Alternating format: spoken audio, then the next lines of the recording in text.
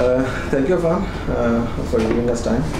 आज हम बात करेंगे खामोशी के बायकॉट पर और जो उस पर क्रिटिसिज्म हो रहा है उसमें हम जानेंगे कि आप उस पर क्या ख्याल है। स्टार्टिंग विद एक जनरल इम्प्रेशन है कि टेलीनॉर अपनी इस कैंपेन खामोशी का बायकॉट के साथ नेगेटिव एलिमेंट्स को हाईलाइट करके एक नेगेटिविटी स्प्रेड कर रहा है। आप इस पे क्या कहेंगे?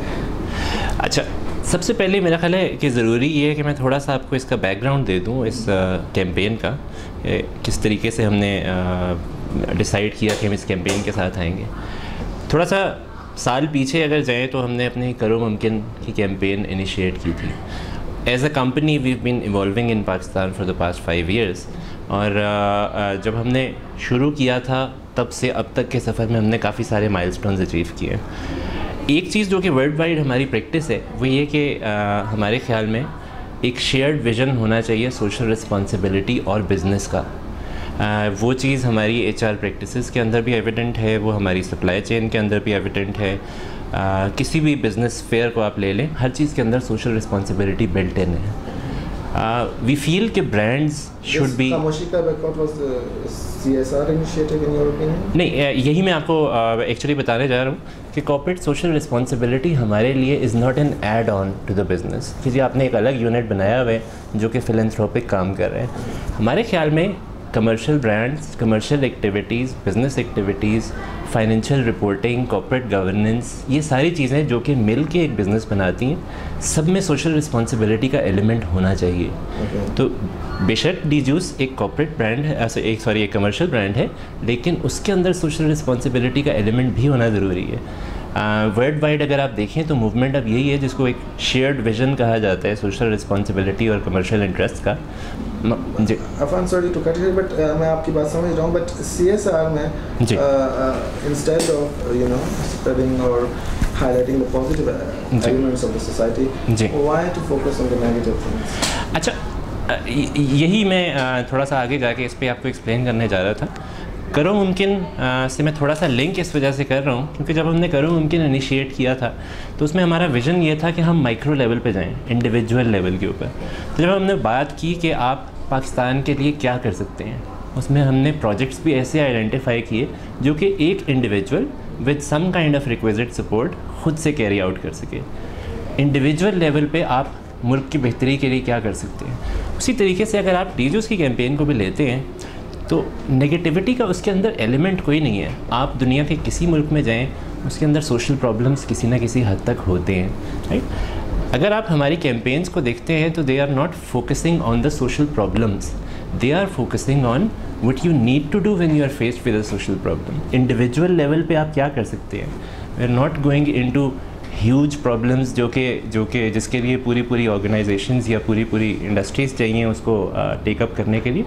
इंडिविजुअल लेवल पे मैं अगर कहीं जा रहा हूँ तो मैं क्या कर सकता हूँ, मैं कोई सोशल इनजस्टिस देखता हूँ तो क्या कर सकता हूँ। और मेरा ख्याल है इसमें नेगेटिविटी इस वजह से नहीं है क्योंकि कोई भी चीज़ रिफॉर्म करने के लिए पहला स्टेप उसको आइडेंटिफाई करना है और उसको ये कंक्लूजन आना है कि ये चीज़ मेरे सामने एग्जिस्ट कर रही है। अपन कुछ लोग ऐसे समझते हैं कि keeping the goal in mind ये कैंपेन से बेहतर तरह एग्जीक्यूट हो सकती थी। मैं मिसाल देता हूँ आपको। जी ये थर्ड ऐड है आपका जिसमें ख़वातीन की इज्जत की बात हो रही है, उसको में भी इस तरह से पोर्ट्रे किया गया जो कि में भी लोगों की नज़र में इतना अच्छा नहीं है।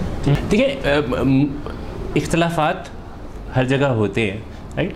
कई लोग हमारी कैंपेन से इख्तलाफ करेंगे भी। एग्जीक्यूशन की लेवल तक मैं फिर भी उसको थोड़ा सा समझ सकता हूँ क्योंकि हर किसी का अपना एक पर्सपेक्टिव होता है। वो समझता है कि इस चीज़ को बेहतर तरीके से इस तरह किया जा सकता था, इस ऐड को बेहतर तरीके से इस तरह किया जा सकता था। लेकिन कॉन्सेप्ट वाइज जो अमाल का दारोमदार नियत पे होता है, कॉन्सेप्ट वाइज अगर आप इस कॉन्सेप्ट को देखें तो it's an extremely positive concept. But Afan वो जो अंकल है उस साइड में उसको देखे तो नियत मतलब वहाँ पे नियत क्या करेंगे? नहीं, वही मैं बेसिकली मेरे कहने का मतलब ये है कि अगर हमने इस पे यूथ को टारगेट किया है और यूथ की डेली रूटीन के अंदर there are certain problems that they face. सबसे पहली बात तो मैं आपको ये बता दूँ कि ये जो हमने प्रॉब्लम्स इसके अंदर हाईलाइट किए हैं वो ये क्राइटेरिया नहीं है कि यही प्रॉब्लम्स पे हम फोकस करेंगे या हमारे ख्याल में पाकिस्तान में ये प्रॉब्लम्स एग्जिस्ट करते हैं या सिर्फ यही प्रॉब्लम्स एग्जिस्ट करते हैं। हम सिर्फ ऐसे कुछ प्रॉब्लम्स को लेना चाहते थे जिस पे इंडिविजुअल लेवल पे आप कुछ यूथ कुछ कर सकती है, पहली बात। और दूसरी बात ये कि उसके अंदर किसी किस्म का डिस्ट्रक्टिव एलिमेंट नहीं है। तीसरी बात ये कि उसके अंदर किसी किस्म की पॉलिटिकल डायमेंशन नहीं है। तो it's just a socially targeted campaign. आप इन प्रॉब्लम्स के रियान से बाहर भी जा सकते हैं। आप इसके अलावा और भी बहुत सारे प्रॉब्लम्स देख सकते हैं कि एक दो लोगों ने मुझसे ये भी पूछा कि आपने स्पेसिफिकली ये वाले प्रॉब्लम्स को क्यों टैकल किया। This is just an example, this is a thematic ad जिसके अंदर सिर्फ मैसेज ये दिया जा रहा है कि जब आप रिफॉर्म की तरफ निकलते हैं, बिकॉज 50% ऑफ पाकिस्तानी पॉपुलेशन बल्कि close to 60% is youth. Future का दारोमदार उनके ऊपर है, बेहतरी उन्होंने लानी है। इंडिविजुअल लेवल से बेहतरी लाना शुरू होती है जो कि एक कंट्री को बहुत आगे तक लेके जा सकती है। अभी रिसेंट पास्ट में 2 महीने के अंदर जी हमने देखे कुछ कम्युनिटी लेवल पर चेंजेस और गवर्नमेंट लेवल पर भी मिडल ईस्ट में। उसके बाद ये कैंपेन आई, तो ये जो टाइमिंग है, do you think it has to do something with the middle eastern situation? अच्छा, पहली बात तो ये है कि जब आप एक ब्रांड का कंप्लीट रीलॉन्च कर रहे होते हैं तो उसका कॉन्सेप्ट बनते, उसको डेवलप होते, उसको एग्जीक्यूशन तक आते अबाउट 4 to 6 months लगते हैं। तो may be it's a coincidence कि उस वक्त के आसपास हो गया। लेकिन जैसे मैंने कहा कि इस कैंपेन के अंदर कहीं पे किसी किस्म की पॉलिटिकल कॉनोटेशंस नहीं है।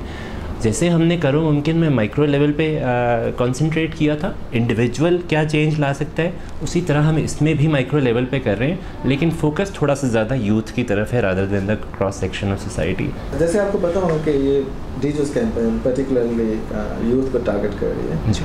एंड जो हमारे यंग लोग हैं वो बहुत ही इमोशनल होते हैं। और अगर कोई बंदा ऐसा है जो कि फ्रस्ट्रेटेड है किसी भी सिचुएशन की वजह से, फॉर इंस्टेंस उसे जॉब नहीं मिल रही काफ़ी टाइम से, एंड वो ऐड देख के उसे फील होता है कि नहीं यार, I should break my silence, मैं उठता हूँ, बाहर जाऊँ, रोड पे निकलूँ, गाड़ियाँ तोड़ूँ, या मे भी कुछ किसी भी तरह का करूँ, तो वो एक जो सिचुएशन अराइज होगी उस पर टेलीनॉर क्या प्लेटफॉर्म दे रहा है लोगों को?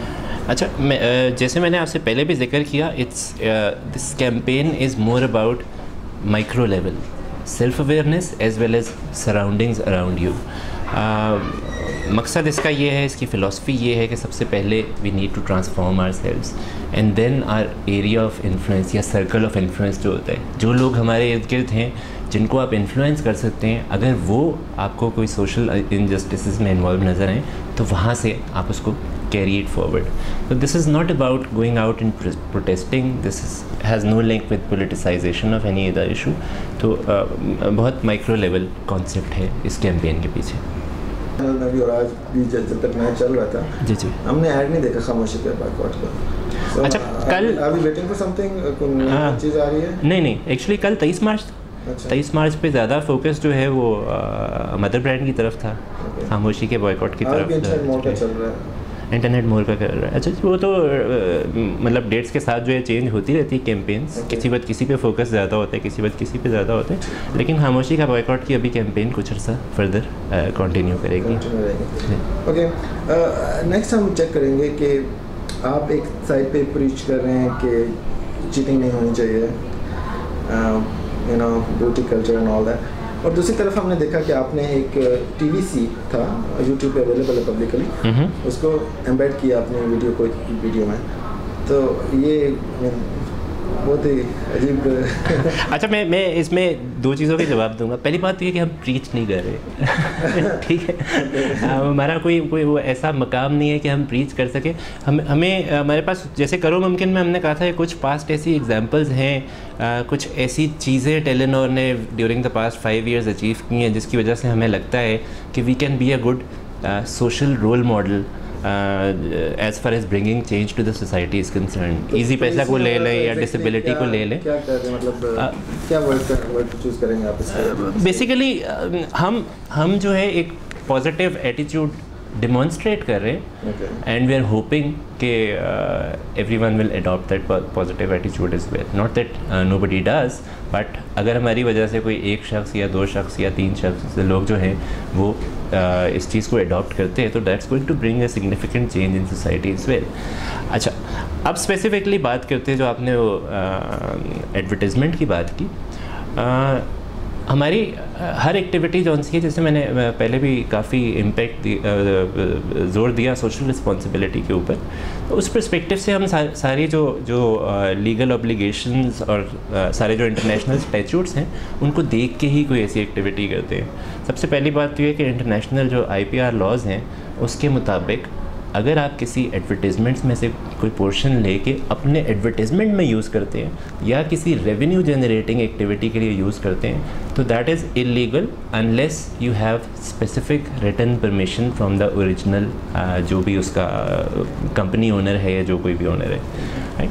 अगर आप उसको नॉन कमर्शियल एक्टिविटी के लिए या नॉन रेवेन्यू जनरेटिंग एक्टिविटी के लिए यूज़ करते हैं, तो then there is no need for such specific permission, right.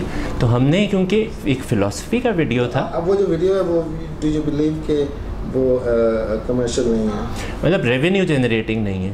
Revenue generating is campaign philosophy in it, right. तो इट्स काइंड ऑफ लाइक जिस तरह आप कहते हैं ना, यहाँ पे अगर आप एक म्यूज़िक वीडियो बनाते हैं तो उसका एक मेकिंग ऑफ वाला वीडियो होता है, जो गाना नहीं होता लेकिन वो बस ये बताया होता है कि ये किस तरीके से ऐसी वीडियोस तो वायरल होती हैं सोशल मीडिया पे और ये do generate some business indirectly, ठीक है, आपकी इमेज बिल्डिंग के लिए, आपकी रीच के लिए ये यूज तो होती हैं ये फॉर कमर्शियल पर्पस। एक्चुअली अगर आप लॉ में जाके डेफिनेशन देखेंगे तो उस पर ये पूरा नहीं उतरती। तो revenue generating would have to be something which is close to advertisement और has to be specifically an advertisement जिसमें आप कोई चीज़ बेच रहे हो। इसमें क्योंकि आप कोई चीज़ बेच नहीं रहे इसलिए this is not a revenue generating. मेरी इन्फॉर्मेशन के मुताबिक जो क्रिएटिव कॉमन 3.0 लाइसेंस्ड होती हैं, जो भी कंटेंट होता है, वीडियोस, टेक्स्ट और इमेजेस, उनको आप रीडिस्ट्रीब्यूट कर सकते हैं for non commercial purposes. But इस वीडियो के साथ ऐसा कोई लाइसेंस नहीं है एसोसिएटेड। अच्छा, एक्चुअली ये touch them, did you speak to those people who are the owners of this video? नहीं, वही मैं आपको बता रहा हूँ कि इसका क्योंकि अंडर द लॉ रिक्वायरमेंट नहीं है, तो we don't have any specific written permission from them. लेकिन this is not just web related content. आप जो जिस लॉ की बात करें that just deals with the web related content. ये इंटरनेशनल IPR लॉ है which is applicable to all forms of media, जिसकी मैं इस वक्त बात कर रहा हूँ। परसों एक इंसिडेंट हुआ जिसमें हमें पता चला कि एक ईमेल ओरिजिनेट हुआ है एंड उसमें डॉक्यूमेंट प्रॉपर्टीज़ में शैमरॉक का जिक्र आया। तो शैमरॉक बाय द वे वो लोग डिनाई कर रहे हैं फॉर द टाइम नाउ। आप इस पर क्या कमेंट करेंगे? देखिए, पहले जिस तरह आपने ब्लॉग के ऊपर पढ़ा है या आपने अपने ब्लॉग में पोस्ट किया, उसी तरह हमने ये वाली चीज़ बस वेब पे पढ़ी है। We don't want to go into negatives. और दूसरी बात ये है कि we haven't seen any evidence from our own eyes, तो इस वजह से we'd rather not be judgmental and say anything negative और positive about it. We definitely hope it's not true, and inshallah we'll keep playing positive as we always do. And अगर mobile को in this regard अपने concern show करने के लिए नहीं जी, अभी तो ये आप जैसे आपने बताया कि परसों की एक्टिविटी है, कल का दिन छुट्टी थी, अभी we are looking into it, अभी कोई ऐसे जिसके ऊपर we haven't done anything. Alright, thank you Irfan for answering my questions. बहुत अच्छा लगा. Inshallah we'll meet soon on this. Thank you.